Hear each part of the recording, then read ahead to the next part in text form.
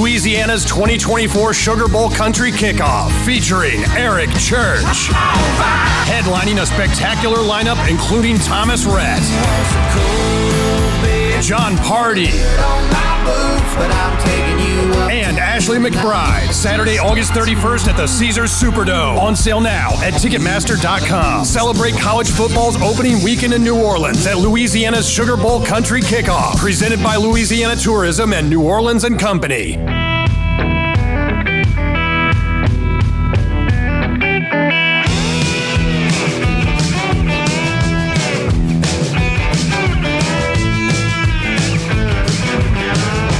This is Shelby and Quinn backstage at the Grand Ole Opry with Kolby Cooper. You were one of the first people I ever got to interview, and I always say that you are probably the nicest artist I've ever met. Nice. I love that. It makes me really happy to hear.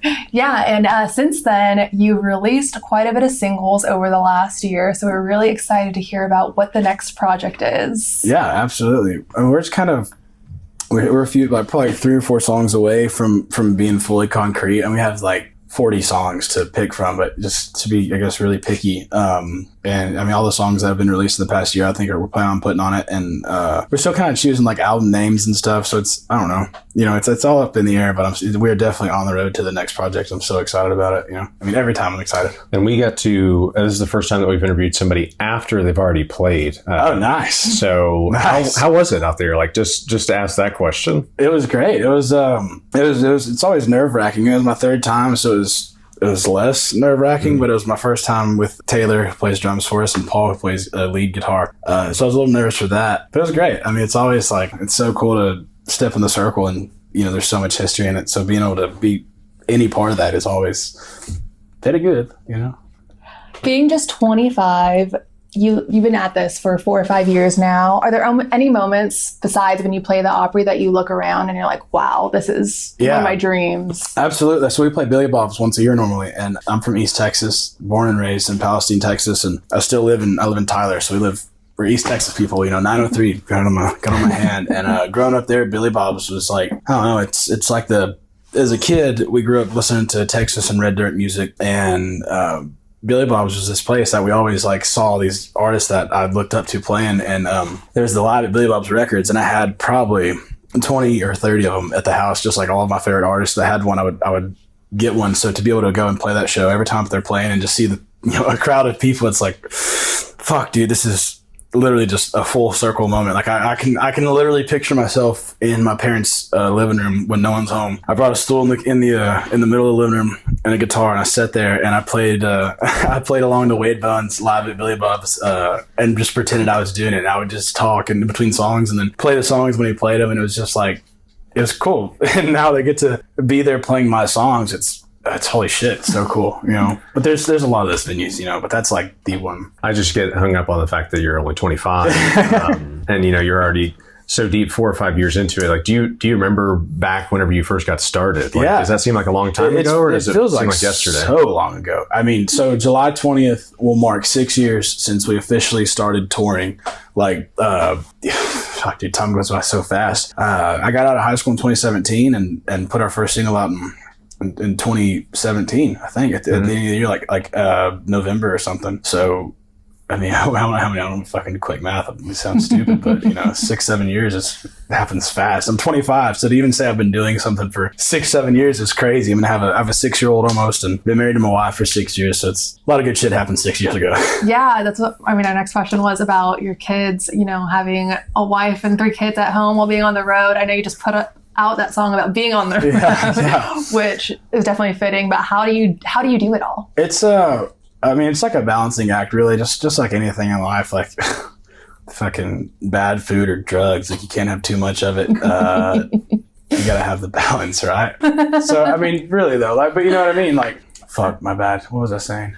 How do you do it all? Oh yeah. So like with that, like, it's just like playing shows and being home. It's the same thing. Like, it's just like a balance thing. I really think everything in life is balance, and I'm not good at all, but I try. And this year we've been playing less shows. We've been doing we'll do like a super heavy month where we play every 3 or 4 days a week, or not everything, but we'll play 3 or 4 days every week, and then we'll do a month where it's like 4 or 5 shows this month. So I'm home for 70% of the month, which in the past 6 years has been unheard of. Like especially the past 3 years they've flown by because it's been like 2 or 3 month trips where I'm gone the entire time, maybe home for one day. And that shit was really hard. It really was.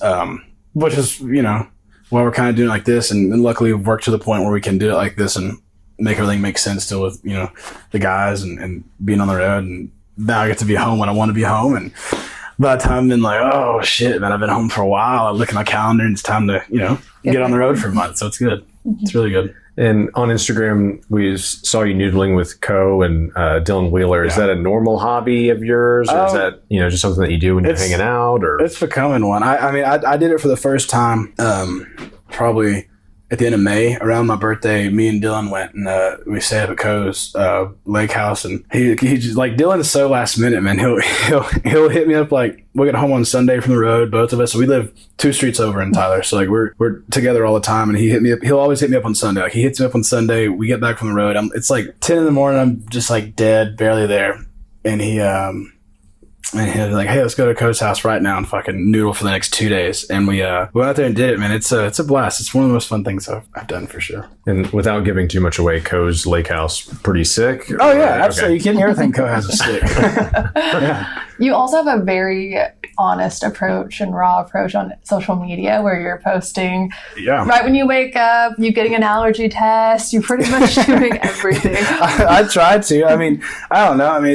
I feel like it's so hard to get to know people, obviously, through social media. And I could do a better job for sure, but it's just, I just have fun. I just, if I think about it, I'm like, oh shit, I'm doing something that's kind of interesting. Whatever, I'll post it, and then it goes. I don't really think about it too much. I feel like the fans probably appreciate that a lot. Right, it makes me feel better. Hopefully, I don't know. If they don't, sorry. Well, we'll kind of switch into music. I feel like we haven't talked a lot about music yet, but I do want to ask, who would you say are some of your musical inspirations, if you have any? Oh, so many. I'm such a music connoisseur. Like I really love every genre, I feel like you can show me a song, and even if it's a fucking terrible song, I can find something I like about it. Like I'll you know what I mean? Like I'm a music lover. Like I enjoy music. So starting off was Waylon Jennings was the first one I remember listening to in the cow truck with my dad, and then Chris Ledoux too. When I was a kid, my dad worked on ranches, so those are like 2 of the country ones, and also all the Texas and Red Dirt artists like Randy Rogers, Wade Bowen, Cross Canadian Ragweed, Reckless Kelly, Charlie Robinson, and then like rap, rock, rap, like, I don't know. I like all of it. Like I was saying, Nirvana and rock, Blink-182, Foo Fighters. I don't know. Like I said, show it to me. I'll probably like it. Oh, Guns N' Roses. Yeah, absolutely. Ozzy Osbourne was like one of my first loves when I was a kid too. Like the first rock star I got into was Ozzy. My dad bought me the No More Tears record, and we had a bounce house business when I was a kid. And I remember, it was my birthday. I got it for my birthday, and the next day I had to go pick one of the big ass bounce houses up and listen to the entire record like 3 times on the way there and back. And it's ingrained in my head still. It's good. Out of the songs that you've written, you played 2 tonight. I'm sure one of them. You talked about how important it is to you. Is that the song that you're most proud of, or is there one song that sticks out that you're most proud of? There's a few.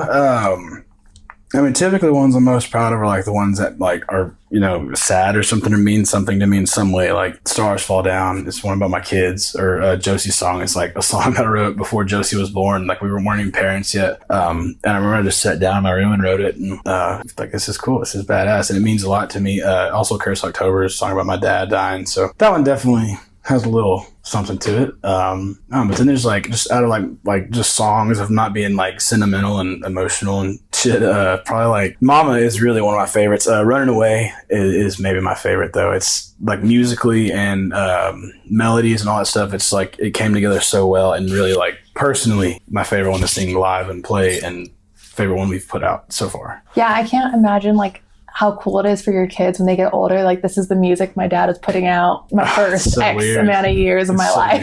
I think about that shit all the time. I mean, with Josie already being 6, I've been a musician ever since she's been born.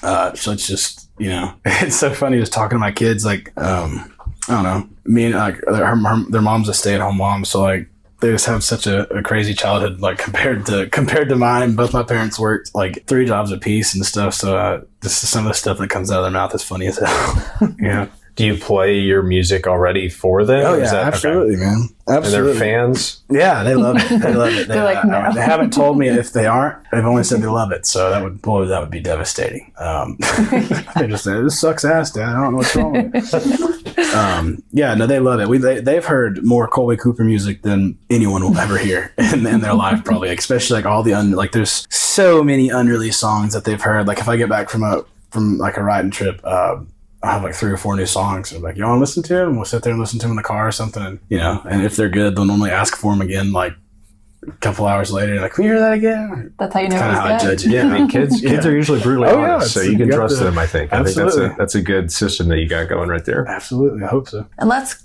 dive into some rapid fire. Let's go. Fill in the blank. Sad country songs and blank make me happy. Weed and my family. That was a quick answer. You have that one ready to go. Sad country songs and family don't go together, right? It's got to be something else. Yeah.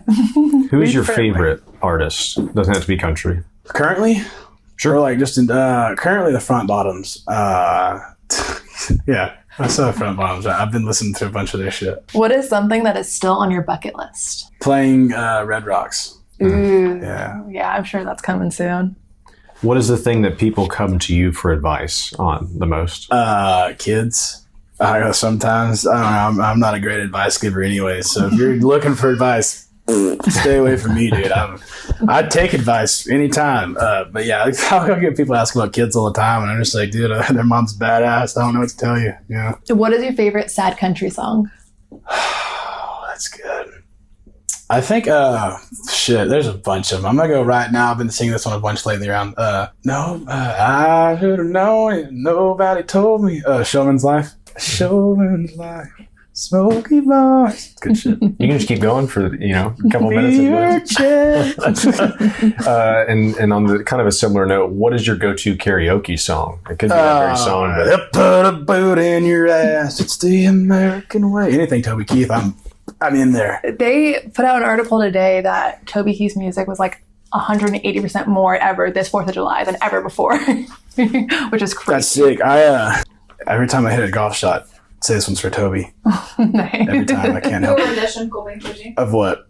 Hey, Uncle Sam, put your name at the top of his list, and Statue of Liberty started shaking her fist, and an eagle will fly, and it's gonna be hell when you hear Mother Freedom start ringing her bells. Come on. Thank you so much. Come on, man. I can see why that's your karaoke song. There's just one night, oh God, me, Pecos, and Dylan Wheeler played this acoustic private show.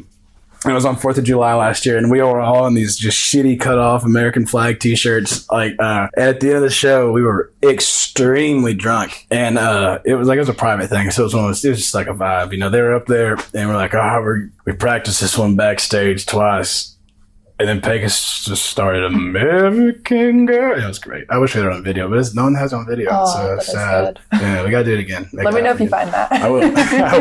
I'll send it to you. Do you do any covers during your set list? Yeah. We do this like mashup where it's like 3 different covers in one. We've done it since we started. It was just kind of one of those things like when you first start and you're playing 60s or 90s, like, it's kind of hard to play it with a 5-song EP. Yeah. So you got to do anything you can. And we just kind of kept doing it since then just because it's fun. Like, it's always fun for us to just give our take on a song that's not ours. And it's just fun to play something that's not ours on stage in general, especially when it's like, we play like Taylor Swift, Kelly Clarkson, and Paramore in our current mashup. It's like, it's the shit. Everybody knows it all. And we also do My Love. It's just a little Texas song that we covered. So yeah, we do. We play that one every night too because the fans like stream the shit out of it and love it. So it's crazy. Have you ever sing a Nickelback song? Yeah, cover? Yeah, we have in the mashup. Okay. Rockstar was in there for sure. It was Rockstar. Dun, dun, dun, don't have music. Throw up on mom's spaghetti. Fuck, dude. Yeah, I know it's not. Eminem, yes, the Eminem. And then it was Santeria. It was a good mashup. I know Nickelback can be divisive, but I was like, man, I feel like his voice just would sound so good. There you go. Nickelback song. So you don't dislike Nickelback? No, I love. Okay. Avid fan of Nickelback. I've heard every song. My work here is done, Shelby. That's all I came here to find out. Last question for you. What are you doing when you're not playing music? I'm either hanging out with my family, playing video games, playing with my dogs, or making music. pretty much it. Or I guess noodling a little bit lately. It's outdoor activities. Like I'll go for like mountain biking. Like that's not a super like often hobby. Like I don't get to do that shit as much as I want to. But every day I'm making music and playing video games, smoking weed, hanging out with my friends, family. Sounds like the life. Yeah. It is. Trying. Well, thank you so much. I feel like I can say congratulations for playing the Opry again. Yeah. Anytime I'll take a congratulations. We're excited for new music and the new project to come. Thank you. I'm excited for it to come too. And thanks so much for your time. We appreciate it. Thank y'all.